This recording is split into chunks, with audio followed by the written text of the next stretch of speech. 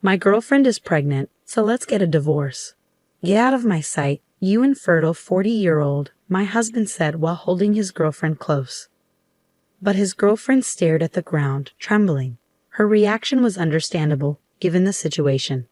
My name is Emery. I'm a 40-year-old businesswoman. I was always good at school, and after graduating from a top university, I started working for a foreign company. I worked abroad for many years and was promoted to department head when I returned to the States. I was doing well at my job and had a happy personal life with my husband Noah. We met in university and started dating when we were 21.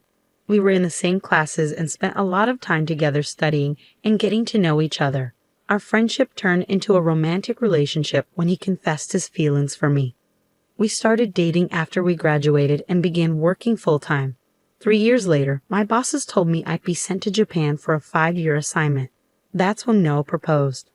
I was worried about the long distance, but he said he'd quit his job and come with me. I was thrilled he was so serious about our marriage, so I said yes. We got married and moved to Japan together. I was very busy with my job, and Noah started working part-time at a local restaurant. They gave us some side dishes again today. Fried shrimp. Nice. Looks delicious, I said. Since Noah worked at a restaurant, I didn't have to cook dinner. We managed well with the food he brought home. On weekends, we traveled around Japan, making our time abroad really fun. 5 years flew by, and we returned to the U.S. I started working at the central office of my company and became very busy. With his experience from working in Japan, Noah was great at cooking, so he got a job at a restaurant back home too. Our work and married life were going well, but we had one problem. We couldn't have kids.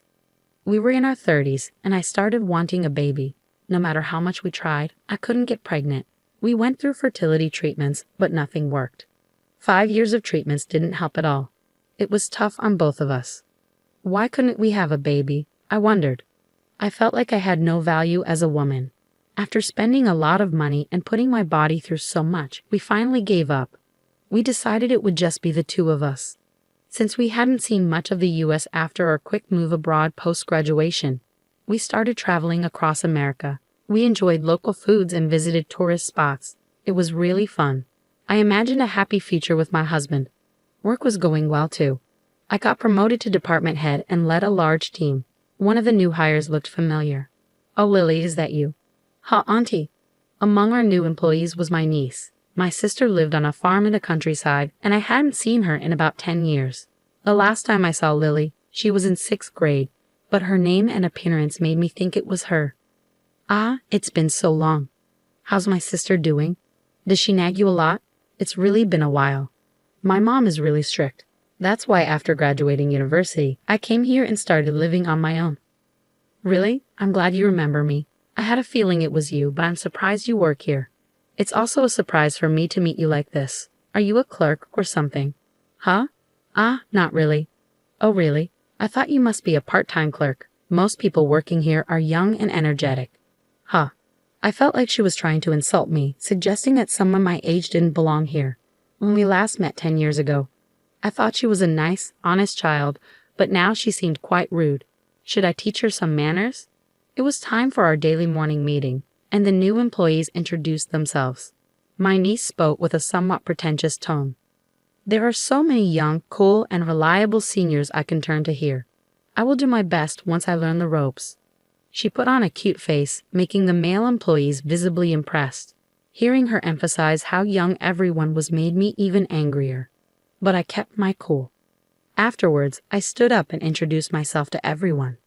I'm the department head, Emery. We really value the fresh perspective new employees bring to the company. We'll make sure to guide you, so please do your best and don't worry too much about making mistakes. Everyone clapped when I finished. My niece looked at me with wide eyes and a guilty expression. During lunch break that day, Lily came up to me. Auntie, no, department head. What is it? Well, I'm sorry. Sorry for what? I asked a bit sharply. For thinking you were just a part-time clerk and saying that most of the people here are young. You realize that was rude, right? I'll let it go this time, but if you act like that with others, like with customers, it could cause trouble. Understood. I'm really sorry. Lily seemed to understand her mistake, so I decided to forgive her. Ah, really? The company Lily started working at is your job. Have you forgotten the name of my company? You focus so much on vegetables that you've forgotten everything else. Well, you're not entirely wrong. I'm glad she's with you. Please keep an eye on her for me. Sure, I'll do that. After speaking with my sister on the phone, I did my best to teach my niece about the company, making sure to treat her the same as the other new employees. You made a mistake in this document. Be careful. Got it. I might have seemed strict, but Lily wasn't performing as well as I had hoped, so I did my best to guide her. She always responded with enthusiasm and listened carefully. However, I soon discovered what kind of person Lily really was. One rainy lunch break, instead of going out to eat, I bought a lunch set from a nearby deli. I planned to heat it up in the break room microwave and then eat at my desk. As I headed towards the break room, I heard some of the new female employees talking. Among them was Lily. I was just going to use the microwave, so I approached the door without thinking much of it. But then I heard something shocking. That old lady is so annoying. I'm sick of it. I couldn't believe my ears. Was she talking about me or someone else? Curious, I stopped and listened. Lily continued.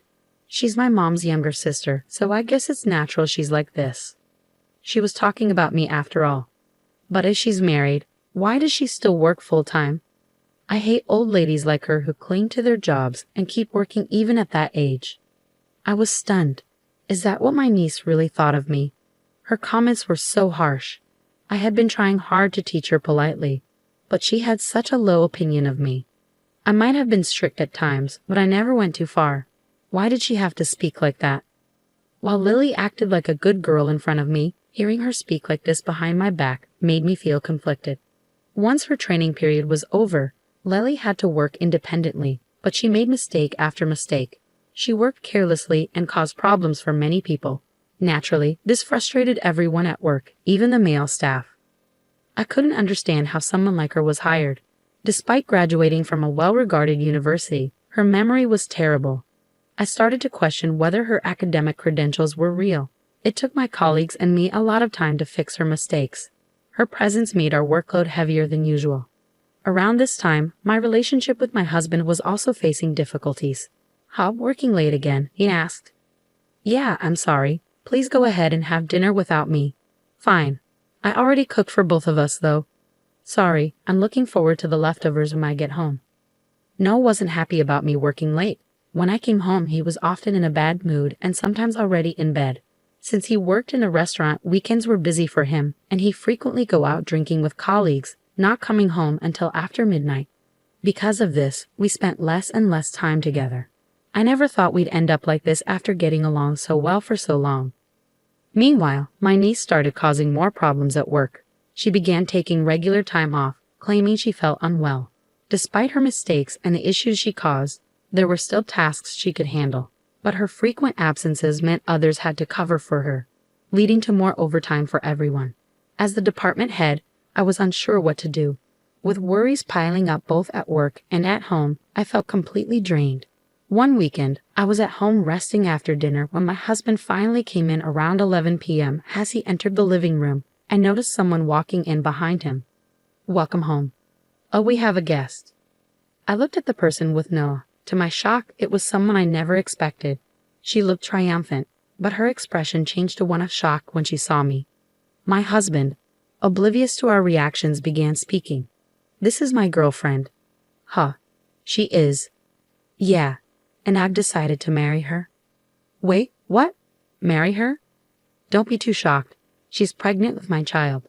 "Excuse me?" "I'm going to take responsibility and marry her. She's only 18 years old after all." "What? 18? Don't get the wrong idea. She's already graduated from high school, so it's a legal relationship. Her getting pregnant shows me that I'm fine. It's your fault we couldn't have a baby," he said with a look of triumph. "My girlfriend is pregnant, so let's get a divorce." "Get out of my sight, you infertile 40-year-old. Noah said, wrapping his arm around his lover. But his lover, my niece Lily, stared at the ground, shaking with shock. Her reaction was understandable, given the situation. "What is the meaning of this, Lily?" I asked. Noah was surprised to hear me say his girlfriend's name. "Huh? You know Lily. Without thinking, I started laughing. That's right. You never met her before we got married. Lily is my niece. She's my older sister's daughter. What? Noah looked between us, wide-eyed. You two are related. Lily kept her eyes on the ground. I don't know why she lied to you, but Lily is actually 22 years old and works at my company. Huh? Noah was clearly shocked by the revelations. Wait, you're not 18. It turned out that Noah and Lily met on a dating app. It was appalling that Noah, already married, would use such an app. Their relationship had been more of a sugar daddy arrangement. Don't call me a sugar daddy. I was just helping her out because she needed money. Regardless of what you call it, you admitted to having an affair and now want a divorce. You'll have to pay me alimony. Well, I guess I have no choice. It doesn't matter if Lily lied about her age. She's pregnant, so I need to take responsibility. Well, I acknowledge that you're trying to do the right thing, but it doesn't change the fact that you had an affair. Regarding me being infertile, I've had tests done and I'm perfectly fine. I should be able to get pregnant without any issues. They usually don't recommend fertility tests for men, and I didn't want to push you into anything. But have you ever thought about getting tested yourself? Huh? Lily lied to you about her age and other things. Don't you think you should get a paternity test? What? Are you saying Lily betrayed me? Noah seemed unsure whether to trust Lily or not. Lily, still shocked by the revelation that I was Noah's wife, couldn't say a word. I stood in front of her and spoke firmly. I will tell my sister about what happened and will report this to our company. I've overlooked the fact that you complained about me behind my back and called me an annoying old lady. I can't tolerate this anymore. You're terrible at your job and lied about your age on a dating app. You've gone too far. Even if you don't get fired, you'll be left with no support. Lily's face turned even more pale. If you understand, leave. This apartment is in my name. When we divorce, you won't have any right to stay here. Pale-faced, Noah packed his bags and left the apartment. I hired a lawyer, sent him divorce papers, and sought monetary compensation for damages from both him and Lily. Lily's affair became a big topic at work. Because she made so many mistakes and caused significant trouble, her salary was cut drastically, and she was transferred to a distant office. Unable to handle the situation, Lily quit. Despite her efforts to get the job, she barely lasted a few months. It was all for nothing. She got what she deserved. To leave the countryside, Lily studied hard and got into a good university, but once there, she became lazy. Knowing she was attractive, she used that to get other students to do her work. She rarely attended classes and mostly played around, yet still managed to graduate. Despite her good grades, she was ineffective in her job. I shared all this with my sister, who was furious and brought Lily back to the countryside.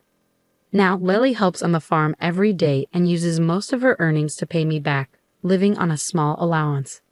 It turns out the father of Lily's child wasn't my ex-husband. Lily had other sugar daddies, but when she got pregnant, they all disappeared. Noah was the only one who believed the child was his and wanted to stay together.